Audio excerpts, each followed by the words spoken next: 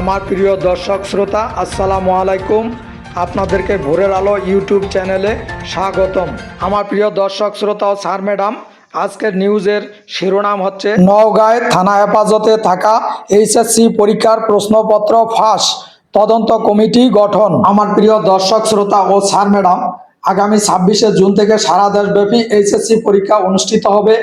এরই মধ্যে গত মঙ্গলবার ধামুরহাট থানায় রক্ষিত এইচএসসি পরীক্ষার প্রশ্নপত্র চুরি হয়েছে বলে অভিযোগ উঠেছে। প্রশ্নপত্র রক্ষিত ট্রাঙ্কটির তালা কে বা কারা ভেঙেছে, অনেকে ধারণা করছেন প্রশ্নপত্র চুরি বা ফাঁস করার উদ্দেশ্যে এই ঘটনা ঘটানো হতে পারে। দৈনিক প্রথম আলো প্রকাশিত নিউজে বলা হচ্ছে, নওগাঁর ধামুরহাট থানা হেফাজতে থাকা ট্রাঙ্ক ভেঙে আসন্ন এইচএসসি পরীক্ষার প্রশ্নপত্র ফাঁস হয়েছে বলে আশঙ্কা করেন সংশ্লিষ্টরা।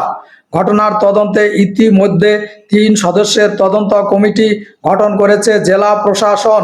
গত মঙ্গলবার এ ঘটনা ঘটলেও গতকাল বৃহস্পতিবার তা জানাজানি হয়। এরপর জেলায় ব্যাপক চাঞ্চল্যের সৃষ্টি হয়েছে। এদিকে থানা হেফাজতে থাকা এইচএসসি পরীক্ষার প্রশ্নপত্র রাখার একটি ছবি ছড়িয়ে পড়েছে সামাজিক যোগাযোগ মাধ্যমে। এতে দেখা যাচ্ছে 2025 সালের এইচএসসি পরীক্ষার প্রশ্নপত্রের জন্য সিলগালা করা ট্রাঙ্কটির 2টি তালা ভেঙে ফেলা হয়েছে।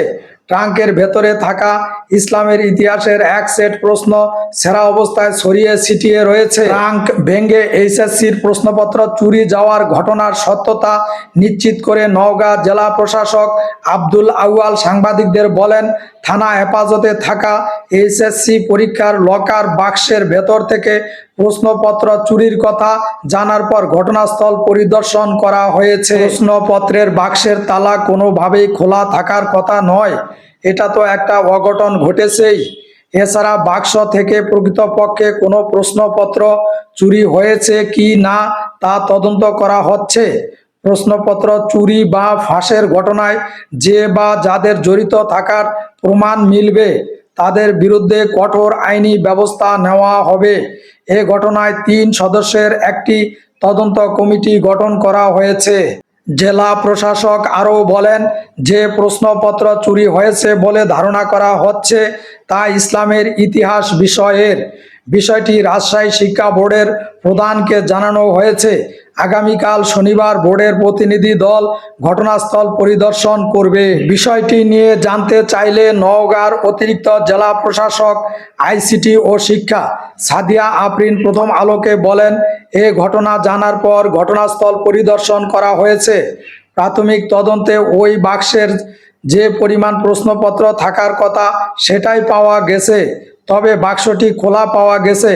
বাক্সটির তালা ভেঙে প্রশ্নপত্র ফাঁস হয়ে থাকতে পারে। এটা হয়ে থাকলে কারা এর সঙ্গে জড়িত তা খুঁজে বের করার চেষ্টা চলছে। 26শে জুন থেকে এইচএসসি সমমান পরীক্ষা শুরু হওয়ার কথা। প্রশ্ন ফাঁসের অভিযোগের বিষয়ে বক্তব্য জানার জন্য ধামুরহাট থানার ভারপ্রাপ্ত কর্মকর্তা আব্দুল মালেকের মুঠোফোনে একাধিকবার কল করা হলেও তিনি ধরেননি। তবে ঘটনার সত্যতা নিশ্চিত করে পুলিশ সুপার মোহাম্মদ শফিউল সরওয়ার প্রথম আলোকে বলেন, থানা হাজত থেকে আদালতে নেওয়ার সময় এক আসামি প্রশ্নপত্রের ওই বাক্স খুলে প্রশ্নপত্র চুরি করার চেষ্টা করেন। বাক্স থেকে কোনো প্রশ্নপত্র নিতে পারেনি, তবে এক সেট প্রশ্নপত্রের কিছু অংশ ছিঁড়ে ফেলেছেন। এ ঘটনায় তদন্ত চলছে। পুলিশের কোনো গাফলতি থাকলে দায়ী পুলিশ সদস্যের বিরুদ্ধে ব্যবস্থা নেওয়া হবে। আমার প্রিয় দর্শক শ্রোতা ও সম্মানিত শিক্ষক মণ্ডলী, নিউজটি এই পর্যন্তই। নিউজটি ভালো লাগলে লাইক, কমেন্ট, শেয়ার করুন, সাথে থাকুন। আমার প্রিয় দর্শক শ্রোতা ও সম্মানিত শিক্ষক মণ্ডলী, ভোরের আলো সম্পূর্ণ একটি শিক্ষা বিষয়ক চ্যানেল।